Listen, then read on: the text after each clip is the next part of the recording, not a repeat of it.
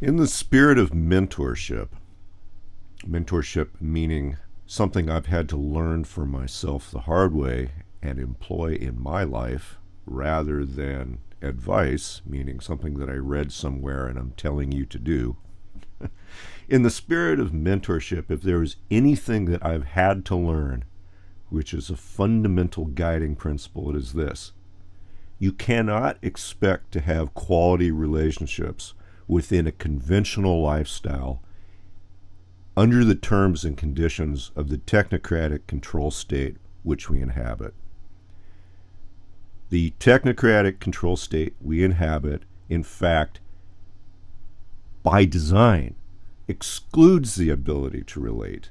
It makes relationship impossible. That's a feature. It's not a bug. It's part of the design. It is guaranteed to keep you helpless, oppressed, isolated, alone, and without hope. Krishnamurti, in one of his dialogues, made the case, and it's one of his most important observations, I believe, and is this: the hardest thing for the sage to do is to walk through the streets of Delhi and remain a sage, meaning the contact with the rabble, to be so viscerally exposed to the short-sighted, self-interested strategies of the common man, the stench of the crowds, the desperation of the slums. Those things force all but the strongest of individuals to turn away from reality and turn inward simply as a means to survive and preserve sanity. Now, while that may be an effective coping mechanism for trauma, to turn away and to turn inside precludes relating. Perhaps that's necessary for us intermittently, but done habitually, it forces us into a reality, a solipsistic, self-absorbed reality, a monad. It makes relating impossible. Relationship is done in the outer world, not the inner world. It involves turning the eyes outward, not inward.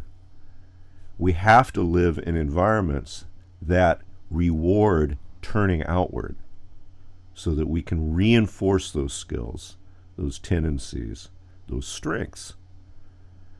I don't believe that can be done while within the capture of the technocratic control state.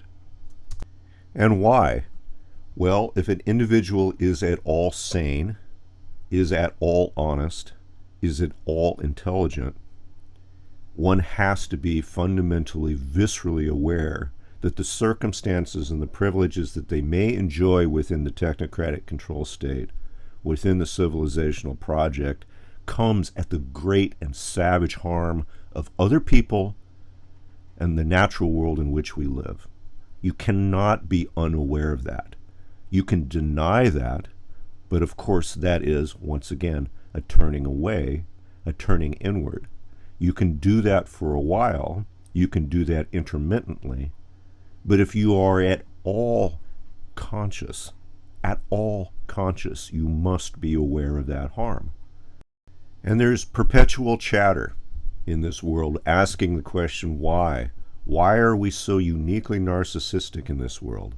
Why are we so absolutely, completely shallow and superficial in our ability to relate to other people? Well, the answer for that is we are trying to survive.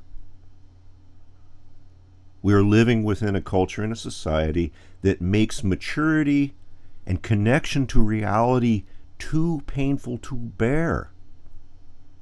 The mindless, automatic tendencies towards extortion, exploitation, violence, they are so ubiquitous, savage, and perpetrated for the most mundane and the most superficial of reasons.